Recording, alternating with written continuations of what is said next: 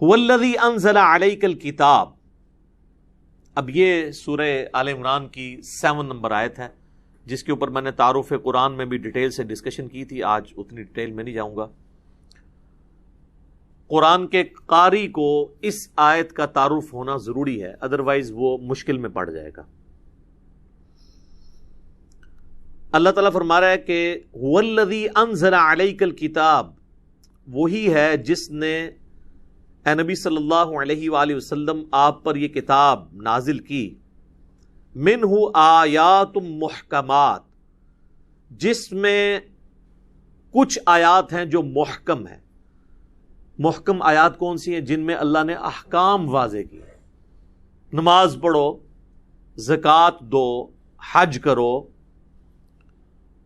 زنا سے بچو، چوری سے بچو، قتل نہ حق سے بچو. یعنی جو حرام چیزیں ہیں ان سے بچنے کا حکم، اور جو فرض کی گئی ہیں آبلیگیٹری چیزیں ہیں ان کو کرنے کا حکم. وہ ہیں محکم آیات. اور یہی اصل یعنی جو پرپز ہے قرآن کا، وہ وہی آیات ہیں. ہن ام الکتاب، وہ ہے کتاب کی ماں، کتاب کی جڑ، کتاب کی اصل. یعنی جو اللہ نے انسانیت تک بات پہنچانی تھی نا، اصلی میسج وہ ہے محکمات کے اندر. وَأُخَرُ مُتَشَابِهَاتٍ، اور چند ایک دوسری آیات ہیں جو متشابہ آیات ہیں. متشابہ عربی زبان کے اندر کہتے ہیں ریزمبلنس والی چیزیں، ملتی جلتی. یعنی دنیا میں بھی آپ نے کسی چیز کو ایگزامپل دے کر سمجھانا ہوتا ہے تو ظاہر ہے کہ 100% تو آپ بالکل ریپلیکا اس کا بیان نہیں کر سکتے، لیکن ایک کوشش کرتے ہیں کہ اس سے ملتی جلتی کوئی مثال بیان کر دی جائے. جیسے کہ اللہ تعالیٰ نے توحید کے اعتبار سے قرآن میں کئی جگہ ایک مثال بیان کی ہے کہ ایک غلام ایسا ہے جس کا صرف ایک ہی مالک ہے، اور ایک غلام ایسا ہے جس میں کئی ایک مالک شریک ہے. تو بتاؤ کون پیسفل لائف گزارے گا، وہ کہ جس کے اتنے مالک ہیں، یا وہ جس کا ایک مالک ہے؟ تو یہ مثالیں اللہ تعالیٰ بیان فرماتا ہے.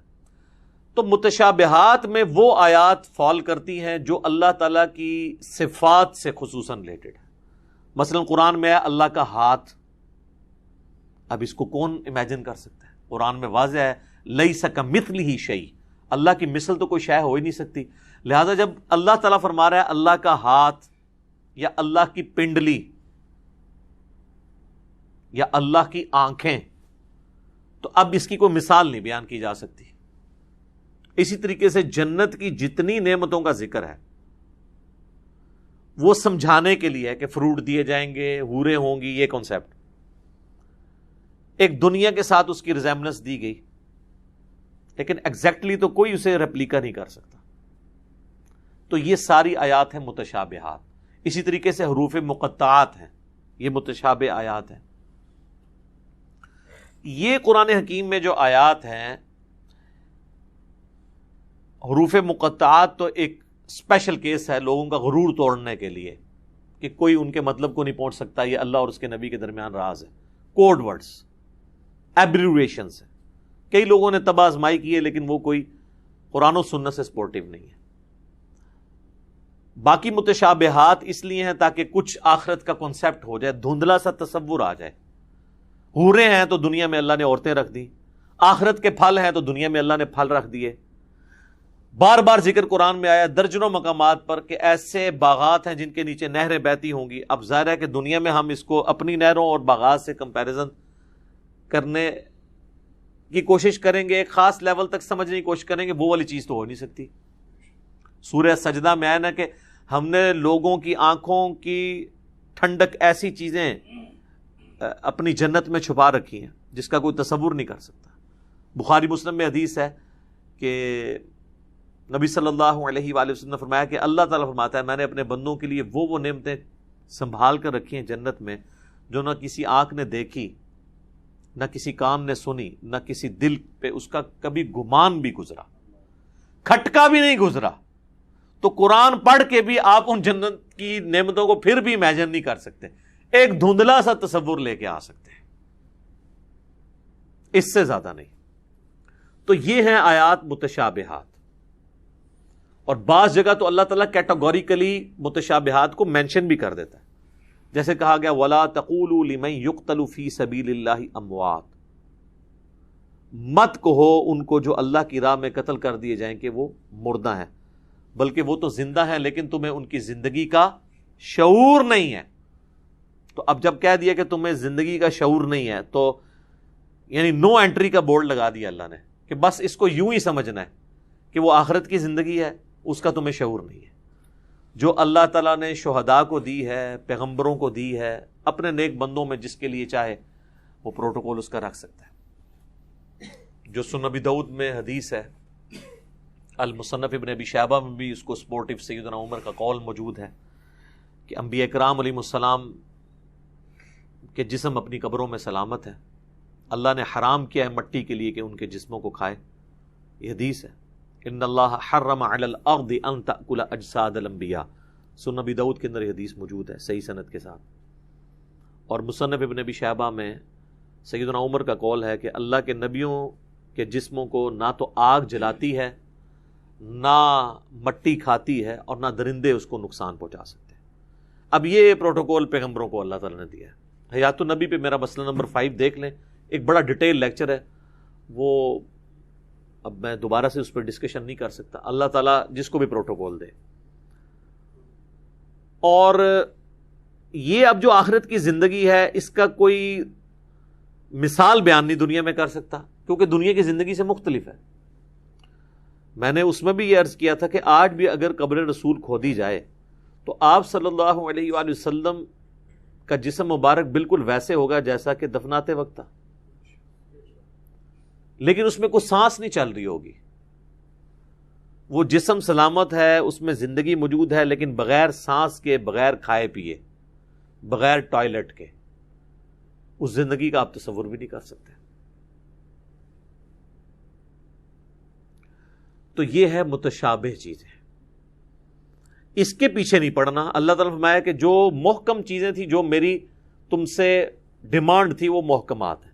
اسی طریقے سے قرآن حکیم میں جو تقدیر سے متعلق آیات ہیں وہ متشابہ آیات ہیں. بس جتنا بتایا گیا اس کے اوپر ایمان لے کر آنا ہے, اس سے آگے نہیں بڑھنا. وہ ساری کی ساری چیزیں ایمان بالغیب سے تعلق رکھتی ہیں. اب فرشتے ہیں, اب فرشتوں کو کوئی کیا بریف کر سکتا ہے, کس قسم کے فرشتے ہوں گے, کوئی مثالیں نہیں بیان کی جا سکتی. بس ہمیں ایمان لانے کا کہا گیا. ہمارے لیے تو فرشتے بھی متشابہات میں سے. اب اللہ تعالیٰ ایک ورڈکٹ دے رہا ہے یہاں پر, فَأَمَّا الَّذِينَ فِي قُلُوبِهِمْ زَيْغٌ, پس وہ لوگ جن کے دلوں میں ٹیڑھ پن ہوتا ہے, فَيَتَّبِعُونَ مَا تَشَابَهَ مِنْهُ ابْتِغَاءَ الْفِتْنَةِ, تو وہ متشابہ آیات کے پیچھے پڑے رہتے ہیں تاکہ کوئی فتنہ کھڑا کر دے. دیکھنے نا, آپ کی پوری امت نے فتنہ کھڑا کیا ہوا ہے. کہتے ہیں جی قرآن میں لکھا ہے شہید زندہ ہے, تو جب شہید زندہ ہے تو جا کے اسی قبر پہ اس سے مانگنا شروع کر دو. کہتے ہیں زندہ سے تو مانگ سکتے ہیں نا, تو پھر مجھ سے پکی لے لیں کہ یہ زندہ بندے جو میرے سامنے بیٹھے ہیں, میں ان سے کہوں مجھے پانی پلا دو تو پلا دیں گے. لاؤ کون سا بابا جو دفن ہے جس کی قبر پہ جاؤ تم ہی پانی پی کے بتا دو. اے گھوڑا تے اے مدان ہونے چیک کر لینے زندہ ہے کہ نہیں زندہ. تو کہیں گے نہیں وہ تو آخرت کی زندگی ہے. تو پھر مدد کہاں سے ہوئی؟ جو پانی کا گلاس نہیں آپ کو پکڑوا سکتا, آپ اس کو یا شیخ عبد القادر جنانی کہہ کے مدد کے لیے پکار رہے ہیں. عقل کام کرتی ہے؟ اور اتنی عقل تو ایتھیسٹ کے اندر بھی موجود ہے. یہ چول تو وہ بھی نہیں مارتے جو الہامی کتابوں کے ماننے والے, ایاک نعبد و ایاک نستعین پڑھنے والے, وہ مار رہے ہیں. اور دوسری طرف ان کو ذرا سا مثال دے کے سمجھائیں تو فوراً سمجھ آ جائے گی کہ بارش کون برساتا ہے؟ اللہ. ڈیوٹی کس کی ہے؟ فرشتوں کی. بارش فرشتوں سے مانگی جاتی ہے یا اللہ سے؟ یہ جھگڑا نہیں ہے کہ کسی کو اختیار ہے یا نہیں, اصل جھگڑا یہ ہے کہ مدد کے لیے پکارنا صرف اللہ کو ہے. ظاہری اس باب میں آپ جس کو مرضی پکاریں, کسی یہودی کو بھی, عیسائی کو بھی پکار لیں. بخاری مسلم میں حدیث ہے, نبی علیہ السلام کی جب وفات ہوئی تو آپ کی زرہ چند گندم کے دانوں کے عوض ایک یہودی کے پاس رکھی ہوئی تھی. گروی، تو یہودی سے بھی آپ مدد لے سکتے ہیں، لیکن جو دنیا میں سامنے موجود نہیں، یہ مر چکا ہے، اس سے آپ کمیونیکیشن نہیں کر سکتے۔ تو اللہ تعالیٰ فرماتا ہے کہ جن کے دلوں میں ٹیڑھ پن ہوتا ہے نا، وہ ہمیشہ متشابہات کی پیروی کرتے ہیں تاکہ کوئی فتنہ کھڑا کریں۔ وابتغاء تأویلہ، اور اس چکر میں رہتے ہیں کہ اس کا کوئی مطلب ہم ڈھونڈ لیں، کوئی تلاش کر لیں۔ تو مطلب کہاں سے ہونا ہے، وہ تو پہلے کلیئر کیا جا رہا ہے کہ یہ متشابہات ہیں۔ وما يعلم تأویلہ الا اللہ، اس کی تعویل جو ہے وہ صرف اللہ جانتا ہے، یا ہم بھی جان جائیں گے آخرت میں، دنیا میں نہیں جان سکتے۔ والراسخون فی العلم، اور جو اہل علم ہے، عشق دے چلے نہیں، اہل علم، اللہ تو مانتے ہی اہل علم کو ہے۔ یقولون آمنا بہ، وہ کہتے ہیں نہیں ہم ایمان لے کر آتے ہیں ان آیات کے اوپر۔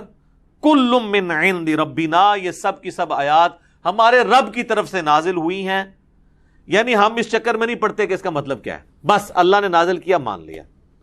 وما یذکر الا اولو الالباب، اور نصیحت تو حاصل نہیں کرتے مگر وہ لوگ جو عقل والے ہیں۔ عشق دے چلے نہیں سر، عقل والے۔ اس لیے کہا گیا نا انما یخشی اللہ من عبادہ العلماء، اللہ کی خشیت، اللہ کی معرفت صرف اہل علم کو ہے۔ نبی الاسلام کو بھی دعا جو تعلیم کی گئی وہ یہی ہے، رب زدنی علما، سورہ طٰہٰ کے اندر، اے رب میرے علم میں اضافہ کر دے۔ سنن ابن ماجہ میں حدیث ہے، نبی الاسلام فجر کے سلام پھیرنے کے بعد، ام سلمہ کہتی ہیں ہماری ماں، کہ فجر کا سلام پھیرنے کے بعد آپ دعا مانگا کرتے تھے، اللہم انی اسألک علما نافعا ورزقا طیبا وعملا متقبلا، میں ایسا علم مانگتا ہوں جو نفع بند ہو، اور ایسا رزق مانگتا ہوں جو پاک ہو، اور ایسا عمل مانگتا ہوں جو تیری بارگاہ میں مقبول بھی ہو۔ یہ نہیں کہ عمل کر کر کے تھک جانے والے، عاملۃ ناصبہ، ایسا نہ ہو، والعیاذ باللہ تعالی۔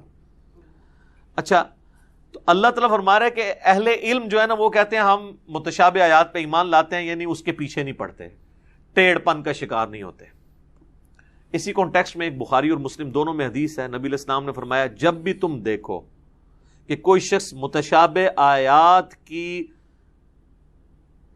تعویل کرنے کے پیچھے پڑا ہوا ہے تو سمجھ لینا کہ یہ وہی شخص ہے جس کے ٹیڑھ پن کا ذکر اللہ نے قرآن میں کر دیا ہے۔ تو یہ جتنے بھی اس طرح کی آیات کے پیچھے پڑے ہوئے ہیں نا جی، تو وہ ٹیڑھ پن کا شکار ہوئے ہیں۔ آپ دیکھ لیں امت کیا کر رہی ہے، یعنی یہ حروف مقطعات کے تعویذ بن کے گلے میں لٹکے ہوئے ہیں اور دکانوں کے اوپر لٹکائے ہوئے ہیں، اور اس کو پروموٹ کیا جا رہا ہے۔ یہ سب کے سب ٹیڑھ پن کا شکار ہے۔ تو نبی علیہ السلام فرمایا کہ اگر کوئی ایسا کرتے ہوئے دیکھو تو سمجھ لو یہ وہی لوگ ہیں جن کا قرآن میں ذکر کیا گیا۔ اچھا، ایک اور میں علم کی ایک یہاں بات ڈسکس کروں۔ یہ آیت ہے جسے اہل تشیع نے مس یوز کیا ہے۔ اہل تشیع چونکہ ایک امامت کا عقیدہ رکھتے ہیں، جس کی وجہ سے ہم ان سے یعنی بنیادی اختلاف رکھتے ہیں عقیدہ امامت کے اعتبار سے۔ اس پہ میرا یوٹیوب پہ ایک کلپ بھی موجود ہے۔ اب خیر کئی سو سال تک دھکے کھانے کے بعد ان کو بات سمجھ آ گئی ہے، میں نے اسی کلپ کے اندر ڈسکس کیا۔ تو اس میں جو بنیادی آیت جس کے اوپر عقیدہ امامت کھڑا ہے نا وہ یہی ہے۔ وہ کہتے ہیں جو قرآن میں ہے نا کہ متشابہ آیات ہیں اور ان کی تعویل صرف اللہ جانتا ہے، تو یہاں پر آپ دیکھیں اس آیت میں وما یعلم تأویلہ الا اللہ، الا اللہ کے بعد وقف ہے، دیکھیں آپ نے، یعنی یہاں پہ بات رک جائے گی کہ اس کی تعویل تو نہیں جانتا مگر اللہ۔ اور پھر اگلی بات ہے والراسخون فی العلم، اور جو اہل علم ہے نا وہ تو کہتے ہیں ہم ایمان لے کر آئے۔ اب وہ کیا دو نمبری کرتے ہیں، وہ عقیدہ امامت کو ثابت کرنے کے لیے بیچ میں سے وقف نکال دیتے ہیں، وہ کہتے ہیں وما یعلم تأویلہ الا اللہ والراسخون فی العلم، متشابہ آیات کی تعویل صرف اللہ جانتا ہے اور راسخ ہیں جو اہل علم وہ جانتے ہیں۔ اور پھر وہ ائمہ اکرام کے اوپر جھوٹ مانتے ہیں علیہم السلام، وہ تو ہم بھی ان کو مانتے ہیں۔ حالانکہ اس وقت پوری دنیا میں جہاں کہیں بھی مصحف مسلمانوں کے چھپے ہوئے ہیں اس میں یہاں پہ وقف موجود ہے. میں نے خود ایران کے چھپے ہوئے قرآن دیکھے ہیں، اسپیشلی شیعہ کی لائبریری میں جا کے، وہاں پہ بھی یہاں پہ وقف ڈلا ہوا ہے. پھر میں نے وہاں ان کے علماء کو بھی کہا کہ یہ دیکھ لیں اس قرآن پہ بھی یہاں پہ وقف ہے، تو آپ کس طرح یہ اٹھو مت بیٹھو، اٹھو مت کو علیحدہ کر دیں اور بیٹھو تو مطلب کیا ہے بیٹھ جاؤ، اور اگر اکٹھا پڑھیں اٹھو مت بیٹھو تو اس کا مطلب ہے اٹھو نہیں مت بیٹھو، اٹھو مت بیٹھو یعنی اٹھ جاؤ، بالکل الٹ ہو جائے گا. تو میں نے ان کو کہا کہ یہ دیکھ لیں آپ کا بھی یہ پڑا ہوا ہے. اچھا دوسرا میں کہتا ہوں جی آپ وقف مٹا بھی دیں، کوئی کہ جی کاتب نے بعد میں ڈال دیا ہے. قرآن کی ان آیات کا اسلوب کیا بتا رہا ہے؟ اللہ ہمارا وہ ٹیڑھے لوگ ہیں جو اس کے پیچھے پڑتے ہیں، ٹھیک ہے، اور اس کی تعویل اللہ جانتا ہے، اور اہل ایمان کہتے ہیں ہم ایمان لے کر آتے ہیں، سب چیزیں ہمارے اللہ کی طرف سے. یہ ان آیات کا مزاج کیا بتا رہا ہے کہ یہ تعویل صرف اللہ کے ساتھ خاص ہے. اور پھر آگے ایک دعا سکھائی جا رہی ہے، یہ دعا بھی مانگنی چاہیے. اس دعا کو حرز جاں بنائیں. لوگ کہتے ہیں نا جی بس دعا کریں جی مرتے دم تک ایمان پہ قائم رہیں، مرتے وقت کلمہ نصیب ہو اور اسلام پہ موت آئے. تو دعا کوئی قرآنی دعا یہ ہے